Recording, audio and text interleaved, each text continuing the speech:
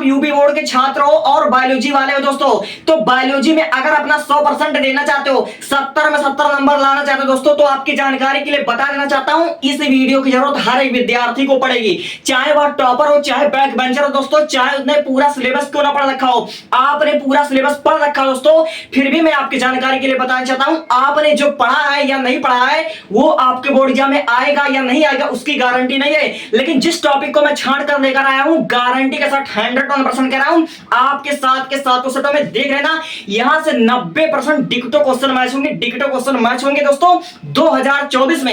2024 में मैंने एक बार मतलब कहा था कि सारे के सारे क्वेश्चन मैच करवा दूंगा और सारे के सारे क्वेश्चन हमने मैच करवाए, और 2026 वाले मेरी वीडियो देख लेना, पहले तुम चेक करो, पहले इस्तेमाल करो, एक बार विश्वास हो जाएगा।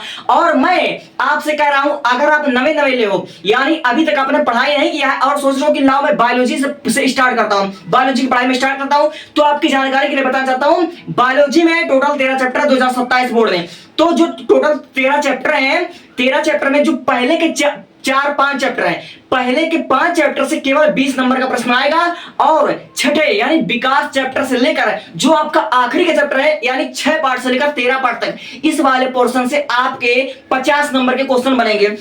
यानी अगर हम मोस्ट इंपॉर्टेंट देख लें कि हर एक सेट में सबसे ज्यादा नंबर कौन देगा, तो आपका इकोलॉजी देगा, यानी 11th 12th और 13th चैप्टर, ये वाला बहुत बहुत मोस्ट इंपॉर्टेंट है। तो मैं वीडियो की शुरुआत करता हूं और मैं एक बार फिर कहता हूं, तुम जो पढ़ रहे हो वो बोर्ड एग्जाम में आएगा इस बात की कोई गारंटी नहीं है, लेकिन जिस टॉपिक को मैं छांट कर लाया हूं डिक्टो क्वेश्चन मैच करवा दूंगा, इस बात की पक्का गारंटी है, और पूरे होश और हमास में कह रहा हूं, लिख कर ले लो मेरी बातें। अब सुनो, आपके बोर्ड एग्जाम में 7 सेटों में कम से कम 2 सेट में यह क्वेश्चन पूछा जाएगा, क्लोनिंग वाहक पर टिप्पणी लिखे, क्लोनिंग वाहक के बारे में 101% आएगा दोस्तों।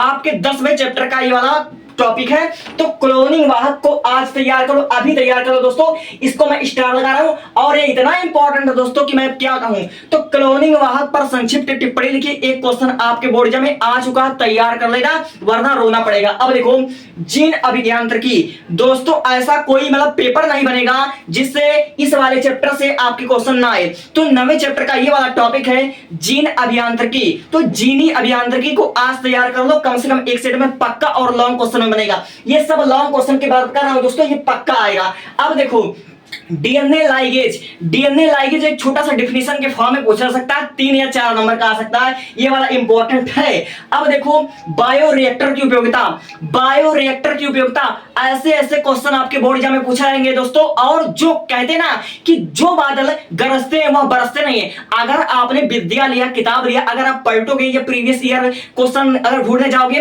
तो आपकी विद्या में जो पहले ज्यादा बहुत हाईलाइट किया होता है, जो चीज बहुत ज्यादा हाईलाइट किया होता है कि इतने बार पेपर में आया, इतनी बार पेपर में आया दोस्तों, अब 2025-26 से ऐसा नहीं हो रहा है, जो बहुत ज्यादा मतलब ट्रेंडिंग में है वो टॉपिक अब नहीं आ रहा है, वो जो टॉपिक आ रहा है ये वाला टॉपिक है, तो बायोरिएक्टर की उपयोगिता, इसको पढ़ लेना।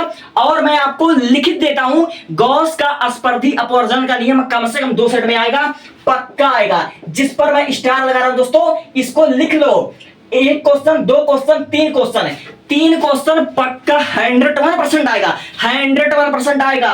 गॉस का अस्पर्धी अपवर्जन का नियम अभी पढ़ लो, 3 सेट में कम से कम मैच करवाऊंगा इसको। अब देखो, माइकोराइजा, आपके मतलब बोर्ड एग्जाम में छोटा सा एक डिफिनेशन पूछा सकता है कि माइकोराइजा किसे कहते हैं, इसको पढ़ लीजिएगा, इंपॉर्टेंट लग रहा है। अब देखो, मानव कल्याण में सूक्ष्मजीव, बहुत इंपॉर्टेंट है, मानव कल्याण में सूक्ष्मजीव दोस्तों, 8वें चैप्टर का ये वाला टॉपिक बहुत इंपॉर्टेंट है, इसको आप पढ़ लीजिएगा पहले। अब देखिए, टीकाकरण, एक वाला डिफिनेशन कोई आ सकता है दोस्तों, 2026 में आया था, वैक्सीन किसे कहते हैं, वैक्सीन आ जाए या टीकाकरण आ जाए, बात एक ही है। अब देखो, सहप्रभाविता दोस्तों, देखो मैं आपसे अभी कह रहा हूं, सहप्रभाविता, सहविलुप्तता, सहोपकारिता, परभक्षण और ये माइकोराइजा, कोई भी टॉपिक पूछा सकता है, और 7 सेटों की बात कर रहा हूं, तो सहप्रभाविता का पहले से मैंने हाईलाइट किया, तो बहुत इंपॉर्टेंट है। अब देखो, ओकाजाकी खंड आ सकता है। अब देखो, बैक क्रॉस या टेस्ट क्रॉस, दोनों आपसे पूछा जा सकता है, इसको अभी पढ़ लेना। प्रथम स्तन कोलेस्ट्रम, यानी कि जो माता का प्रथम दूध होता है, एलजीए, इसके बारे में आपको पढ़ लेना। आवृत बीजों में त्रिशल्यन, आपके पहले चैप्टर है, यानी पुष्पी पादपों में लैंगिक जन्म, इस वाले से अगर कोई लॉन्ग क्वेश्चन बनेगा तो ये वाला बनेगा कि आवृत बीजों में त्रिशल्यन, बहुत इंपॉर्टेंट है दोस्तों। आपके 2026 के पेपर में डाउन सिंड्रोम आया था, अब मैं कह रहा हूं थैलेसीमिया आएगा। थैलेसीमिया मोस्ट इंपॉर्टेंट है, बहुत बार आएगा। अब देखो न्यूक्लिक अम्ल, एक बार मैं आपसे कह रहा हूं कि इस वाले टॉपिक को पढ़ लेना, वाटसन एवं क्रिक वाला प्रयोग, वाटसन एवं क्रिक वाला प्रयोग जिसको आप न्यूक्लिक अम्ल से जानते हो, इसको आप पढ़ लेना। अब देखो डीएनए की द्विकुंडलीय संरचना, इसको पढ़ लेना। अब देखो मैं आपके साथ के सातों सेटों में मैं जिस पॉइंट पर स्टार लगाया हूं अपने पेपर से मैच कर लेना। मेरा जो गेस है, मेरा जो अनुमान है, कभी झूठा नहीं हो सकता। 2024 2026 दोनों वीडियो और सातों सेटों का अगर मॉडल पेपर तुम्हारे पास होगा तो आप मैच कर लेना। अब देखो क्लोनिंग वाहक, जीन अभियांत्रिकी, डीएनए लाइगेज, गॉस का अस्पर्धीय पोषण, मानव कल्याण में सूक्ष्मजीव, सहप्रभाविता और आवृत्त बीज में त्रिशल्यन, थैलीसीमिया, वाटसन एवं क्रिक का प्रयोग यानी कि न्यूक्लिक अम्ल, डीएनए की द्विकुंडलीय संरचना, आपके सात के सातों सेटों में से इतने क्वेश्चन में से मैं कह रहा हूं जिस पर मैंने स्टार लगाया है 90 to 95% में मैच कराऊंगा, इस बात की मैं गारंटी ले रहा हूं। अब देखो अनुवांशिक कूट, इसको पढ़ लेना, बहुत बार ये आएगा आपके पेपर में। अब देखो जो आपके 7वें चैप्टर से या तो ये वाला क्वेश्चन है तो ये वाला क्वेश्चन जरूर पूछा जाएगा। सहज और उपार्जित प्रतिरक्षा, सक्रिय और निष्क्रिय प्रतिरक्षा, दोनों में से कोई ना कोई क्वेश्चन पक्का पूछा जाएगा। अब देखिए मिलर के प्रयोग चित्र सहित, अब मैं इसको कह रहा हूं बहुत बहुत बहुत इंपॉर्टेंट है, इसको मैं स्टार लगा रहा हूं अभी से। मिलर के प्रयोग चित्र सहित, तो भैया आपको छठे चैप्टर का ये वाला क्वेश्चन तैयार कर लेना है। अब देखो जीन एलील, इसको पढ़ लेना है। सेंट्रल डोग्मा के बारे में पढ़ लेना है। कोडान और एंटी कोडान के बारे में पढ़ लेना। अब मैं एक बार फिर से कह रहा हूं 4 गाफ का नियम 2027 में आएगा। ये बहुत आसान है दोस्तों, इसको आप एक बार देख लोगे तो आपको याद हो जाएगा। तो 4 गाफ का नियम आपको पढ़ लेना है। और मैं आपसे एक बार कह रहा हूं कि आपके साथ के सातों सेटों में अगर क्वेश्चन आएगा तो परितंत्र वाले चैप्टर से यानी आपके 12th वाले चैप्टर से बहुत इंपॉर्टेंट क्वेश्चन बनेगा और लगभग हर एक मतलब सेट में, हर एक सेट में एक एक पिरामिड जरूर आएगा। तो मेरे कहने से खास स्थलीय जीव पिरामिड, इसको अभी तैयार कर लो, इसको तो तैयार कर लो, आएगा। घास स्थलीय जीव पिरामिड, पारिस्थितिक पिरामिड, ये दोनों पिरामिड इतने इंपॉर्टेंट है कि आपके पेपर में डायरेक्ट आ जाएंगे। अब देखो अपरा क्या है, अपरा के कारण लिखिए, आतरण चक्र, मासिक चक्र के बारे में लिखिए, दोनों वाला इंपॉर्टेंट है। अब मैं आपसे कुछ कह रहा हूं कि एआरटी के बारे में पढ़ लेना बाबू, एआरटी के बारे में पढ़ लेना। सहायक जनन प्रौद्योगिकी के बारे में तुमको पढ़ लेना, ये आपके सेट में मिलेगा। अब देखो मेंडेलियन के विकार के बारे में पढ़ लेना और लैमार्कवाद, डार्विनवाद। 2024 में मैंने कहा था कि लैमार्कवाद और डार्विनवाद छपा मिलेगा, पक्का आया था। पीसीआर के बारे में पढ़ लेना, पॉलीमरेज श्रृंखला अभिक्रिया। अब देखो जिस वाले टॉपिक पर मैं उंगली रख रहा हूं, स्टार रख रहा हूं, पक्का आएगा। अनुवांशिक कूट, अब देखो मिलर के प्रयोग, 4 गाफ का नियम, घास स्थलीय पिरामिड, पिरामिड पारिस्थितिक पिरामिड और एआरटी जिस पर मैं उंगली रख रहा हूं गारंटी के साथ आएगा 100%। अब देखो यहां पर, अब मैं आपको कुछ इंपॉर्टेंट क्वेश्चन बता रहा हूं। 4 घातांकीय वृद्धि वक्र चित्र सहित इंपॉर्टेंट है। परितंत्र पिरामिड, इसको तैयार कर लेना, सारे के सारे पिरामिड तैयार कर लेना।